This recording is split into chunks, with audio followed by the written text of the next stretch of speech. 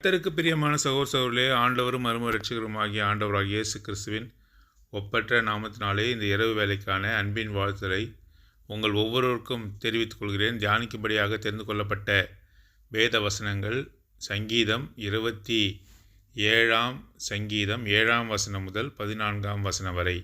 சங்கீதம் 27 7 வசனம் முதல் 14 வசனம் வரை நாம் சேர்ந்து வாசிக்கலாம்.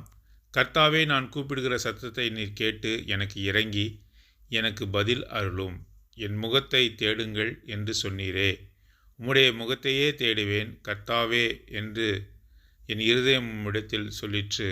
உமது முகத்தை எனக்கு மறையாதேயும், நீர் கோபத்துடன் உமது அடியேனை விலக்கி போடாதேயும். நீரே எனக்கு சகாயர், என் இரட்சிப்பின் தேவனே, என்னை நெகிழ விடாதிரும், என்னை கைவிடாதிரும். என் தகப்பனும் என் தாயும் என்னை கைவிட்டாலும் கர்த்தர் என்னை சேர்த்து கொள்வார். கர்த்தாவே, உமது வழியை எனக்கு போதியும், என் எதிராளியின் நிமித்தம் செவ்வையான பாதையில் என்னை நடத்தும். என் சத்துருக்களின் இஷ்டத்துக்கு என்னை ஒப்புக்கொடாதேயும். பொய் சாட்சிகளும் ஆக்கிரமித்து சீர்களும் எனக்கு விரோதமாய் எழும்பியிருக்கிறார்கள். நானோ ஜீவனுள்ளோ தேசத்திலே கர்த்தருடைய நன்மையை காண்பேன் என்று விசுவாசியாதிருந்தால் கெட்டு போயிருப்பேன். கர்த்தருக்கு காத்திரு, தினமடந்தாயிரு, அவர் உன் இருதயத்தை ஸ்திரப்படுத்துவார். கர்த்தருக்கே காத்திரு. தேவந்தாமே இந்த வசனங்களை ஆசீர்வதித்து நம் அனைவரோடும் கூட பேசுவாராக. 14 வசனம் சங்கீதம் 27 14 வசனம் மீண்டுமாக வாசிக்கிறேன். கர்த்தருக்கு காத்திரு, திடமனதாயிரு, அவன் உன் இருதயத்தை ஸ்திரப்படுத்துவார். கர்த்தருக்கே காத்திரு. கர்த்தருக்கு காத்திரு என்று ஆண்டவர் இன்று நம்மிடத்திலே பேசியிருக்கிறார். அவருக்காக நாம் காத்திருக்க வேண்டும். ஆகவே திடமனதாக இருக்க வேண்டும்.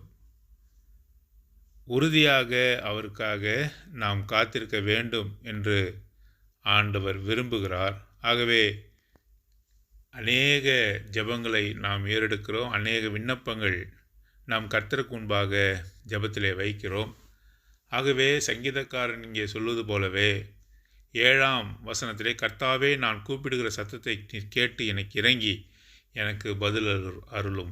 ஆகவே ஒவ்வொரு விசுவாசியும் ஜெபிக்கிற பொழுது விசுவாசத்தோடு கேட்கிற விண்ணப்பங்கள் ஆண்டவர் செவி சாய்க்க வேண்டும் என்ற நோக்கத்தோடு அவருக்கு முன்பாக விண்ணப்பங்களை நாம் ஏறெடுக்கிறோம். ஆகவே அவருடைய முகத்தை நாம் தேட வேண்டும், அவரிடத்திலே நாம் பேச வேண்டும், ஜெபத்திலே அவரிடத்திலே நாம் மன்றாட வேண்டும் என்று ஆண்டவர் விரும்புகிறார். கர்த்தருக்கென்று தெரிந்து கொள்ளப்பட்டவர்கள், அவருடைய இரத்தத்தினாலே கழுவப்பட்டவர்கள், அவரிடத்திலே ஜெப விண்ணப்பங்களை வைக்கிறவர்களாக காணப்பட வேண்டும் என்று சொல்லி ஆண்டவர் விரும்புகிறார். 8 வசனத்தில் வாசிக்கிறோம், என் முகத்தை தேடுங்கள் என்று சொன்னீரே. உம்முடைய முகத்தையே தேடுவேன் கர்த்தாவே என்று என் இருதயம் சொல்லிற்று. அவர்தாமே சொல்லுகிறார். நம்மை பார்த்து ஆண்டவர் சொல்கிற வார்த்தை என்ன? என் முகத்தை தேடுங்கள், சீக் மை ஃபேஸ் என்று சொல்கிறார். என் முகத்தை தேடுங்கள், நான் இருக்கும் இடத்தை தேடுங்கள், என்னை தேடும்பொழுது கண்டடைவீர்கள் என்று ஆண்டவர் சொல்லியிருக்கிறார். அதிகாலமே எழுந்து என்னை தேடுங்கள், மதிய அந்தி சமயத்திலே தேடுங்கள், இரவிலே தேடுங்கள். சங்கீதக்காரன் நமக்கு இப்படியாக அநேக வார்த்தைகள் மூலமாக போதிக்கிறார். இரவு முழுவதும் என் தலையணையை என்னுடைய கண்ணீரினால் நினைத்தேன் என்று சொல்லுகிறார். ஆகவே காலம் நேரம் எதுவும் அவரை நோக்கி கூப்பிடுவதற்கு தடையாக இருந்ததில்லை. சங்கீதக்காரன் அப்படிப்பட்ட உள்ளத்தோடு இருந்தான். எப்பொழுதும் எல்லா வேளையிலுமே கர்த்தரை தேடுகிற மனுஷனாக இருந்தான். கர்த்தருடைய முகத்தை தேடுகிறவனாக இருந்தான். பாருங்கள், அப்படி சொல்லும்பொழுது நான் கர்த்தரை தேடினேன் என்று சொல்லாமல் அவர் சொன்னார், என்னை தேடுங்கள் என்று சொன்னார். அவரை தேடுகையில் அவரை கண்டுபிடிப்பீர்கள் என்று வசனம் கூட இருக்கிறது. ஆகவே என்னை தேடுங்கள் என்று அவர் சொல்லும்பொழுது, என் முகத்தை தேடுங்கள் என்று கர்த்தர் சொல்லும்பொழுது, சங்கீதக்காரன் நான் அவரை தேடினேன் என்று சொல்லாமல் என் இருதயம் உம்மிடத்தில் சொல்லிற்று. இருதய மனப்பூர்வமாக அவன் சொல்லுகிறான், கர்த்தாவே, உமது முகத்தை நான் தேடுகிறேன், உம்மை கண்டடைய வேண்டும் என்று முழு நிச்சயமாக முழு வாஞ்சையோடு கூட இருதயத்திலிருந்து அந்த வார்த்தை அவனுக்கு வருகிறதாக அவன் சொல்லுகிறார்.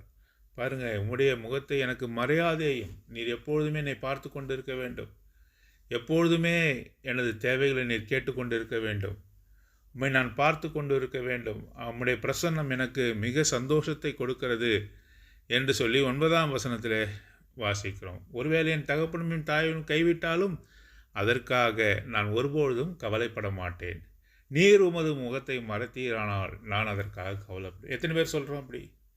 யாராவது நம்ம ஏதாவது குறை சொன்னாலோ, நம்முடைய சொந்தக்காரர்கள் நம்மை வெறுத்தாலோ, நம்மை கண்டுகொள்ளாவிட்டாலோ, அல்லது நம்மை விசாரிக்காமல் போனாலோ நாம் சோர்வடைந்தவர்களாக காணப்படும். இவர் என்னை விசாரிக்கவில்லை, இவர் என்னை அன்பு கூறவில்லை என்று சொல்லி அதற்காக அவ்வளவும் மனசஞ்சலப்படுகிறோம். ஆனால் தேவன் தன் முகத்தை திருப்பினார் என்று சொன்னால் அதற்காக நாம் கஷ்டப்படுகிறோமா? ஆண்டவரின் இடத்திலே பேசவில்லை, ஆண்டவரோடு கூட ஐக்கியமாக இருக்க முடியவில்லை என்று சொல்லி என்றைக்காவது நாம் கஷ்டப்படுகிறோமா? அப்படி செய்கிறதில்லை. மனுஷனுக்காக நம்ம பரிதவிக்கிறோம். அவர் என்னை விசாரிக்கவில்லை, அவர் என்னிடத்திலே பேசவில்லை, அவர் என்னை நேசிக்கவில்லை என்று சொல்லி மனுஷனுக்காக நாம் பிரயாசப்படுகிறோம், அவர்களுக்காக வருத்தப்படுகிறோம். ஒரு நாளும் கர்த்தருக்காக நாம் வருத்தப்பட்டதில்லை.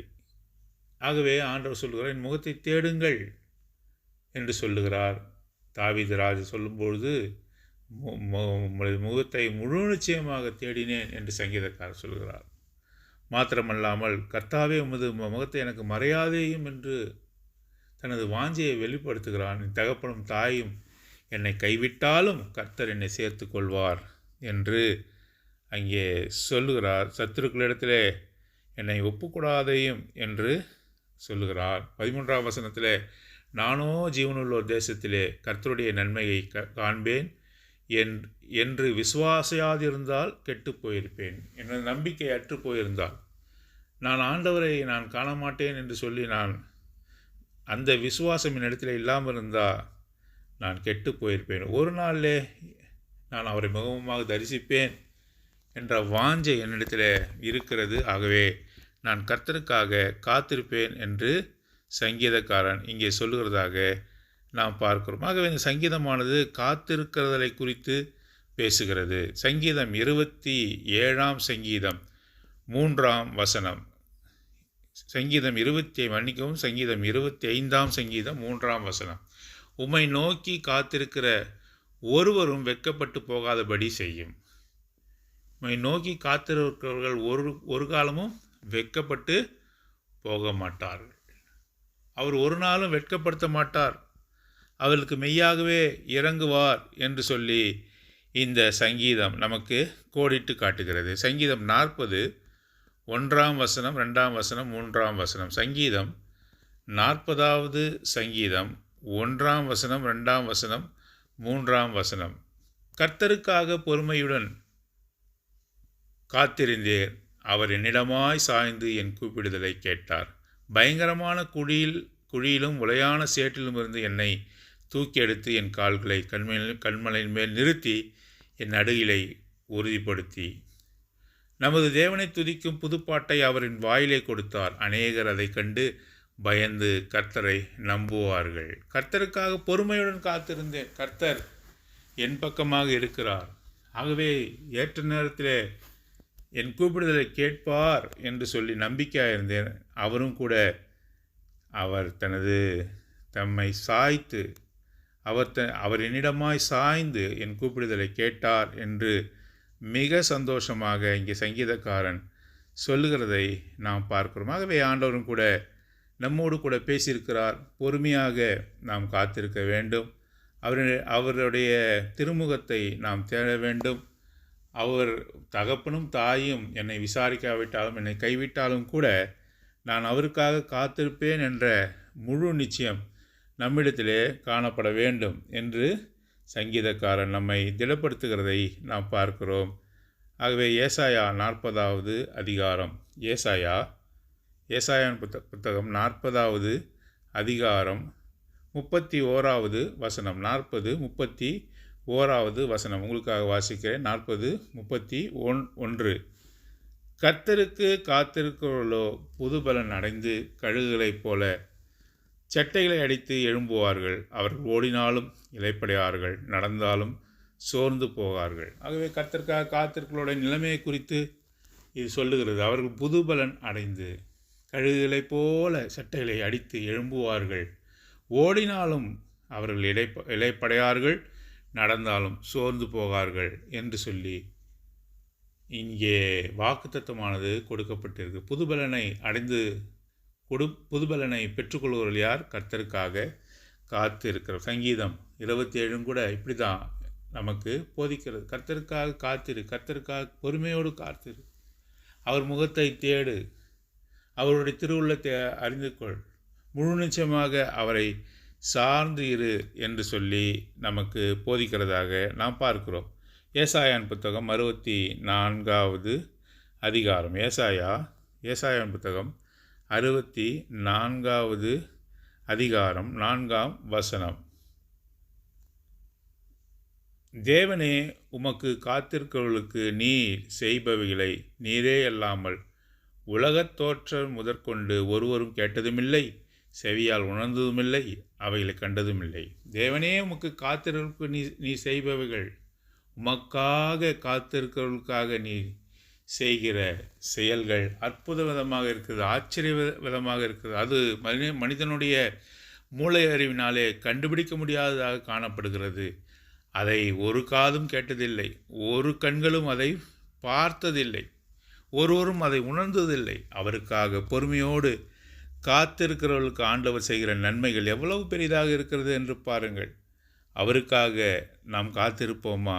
அவர் எனக்கு எல்லாவற்றையும் செய்து முடிப்பார் என்ற முழு நிச்சயத்தோடு அவருக்காக நாம் காத்திருப்போமா? பதறாமல், சிதறாமல், சோர்ந்து போகாமல் அவர் முகத்தை தேடுகிறவர்களாக நாம் இருக்கிறோம். அநேக நேரம் நம்முடைய பிரியமானவர்களை நாம் பிரியப்படுத்துவதற்காக நாம் என்ன செய்கிறோம்? அவர்களுக்காக எவ்வளவோ தியாகம் செய்கிறோம். ஆனாலும் கூட அவர்கள் நம்மை அசட்டை பண்ணி போவார்கள். ஆனால் கர்த்தருடைய முகத்தை நாம் தேடும்பொழுது ஒரு நாளும் அவர் நம்மை விட்டு போவதில்லை. அவர் என்னிடமாய் சாய்ந்து என் கூப்பிடுதலை கேட்பார் என்று சங்கீதக்காரன் சொல்லுகிறார். தகப்பனும் தாயும் ஒருவேளை கைவிட்டு போகலாம், ஆனாலும் கூட கர்த்தர் ஒரு நாளும் நம்மை மறப்பதில்லை, வெறுப்பதில்லை. அவர் நம்மை முழுவதுமாக முழு நிச்சயத்தோடு அன்பு கூறுகிறார். எப்பொழுது அன்பு கூறுகிறார்?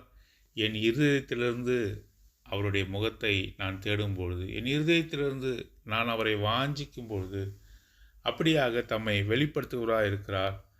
கர்த்தருக்கு காத்திரு. 14ஆம் வசனம், 27ஆம் அதிகாரம் சங்கீதம். கர்த்தருக்கு காத்திரு, திடமனதாயிரு, அவர் உன் இருதயத்தை ஸ்திரப்படுத்துவார். கர்த்தருக்கே காத்திரு, உன்னுடைய இருதயத்தினுடைய வாஞ்சை நிறைவேற்றுவார், உன்னுடைய ஜெபங்களெல்லாம் கேட்பார். எப்பொழுது? You wait patiently for the lord. You wait for the lord. You wait on the lord. ஆகவே நீ கர்த்தருக்காக நீ காத்திருக்கும்போது எல்லாவற்றையும் அவர் செய்கிறார். புது பலனை உனக்கு கொடுக்கிறார். உன்னிடமாய் சாய்ந்து உன் கூப்பிடுதலை கேட்கிறார். பதறாமல் நாம் இருக்கும்பொழுது, இன்னும் கூட என்னுடைய ஜெபத்துக்கு பதில் வரவில்லையே என்று சொல்லி சோர்ந்து போகிறோமா அல்லது கவலையில் இருக்கிறோமா? எவ்வளவு நாட்களாக இந்த தேவைக்காக நான் கர்த்தரிடத்தில் நான் கேட்டுக்கொண்டிருக்கிறேன், ஆனாலும் கூட அவநம்பிக்கை கொள்ள வேண்டிய அவசியமில்லை. கர்த்தர் நம்முடைய வாஞ்சியை கேட்கிறவராக இருக்கிறார். அது நமக்கு பதிலளிக்கிறவராக இருக்கிறார். அவர் தம்மை வேண்டிக் கொள்வர்களுக்கு உத்தமமாக தம்மை வெளிப்படுத்துகிறவராக இருக்கிறார். ஆகவே அவரையேக்காகவே நாம் காத்திருக்க தேவன் தாமே நமக்கு உதவி செய்வாராக. ஆமேன்.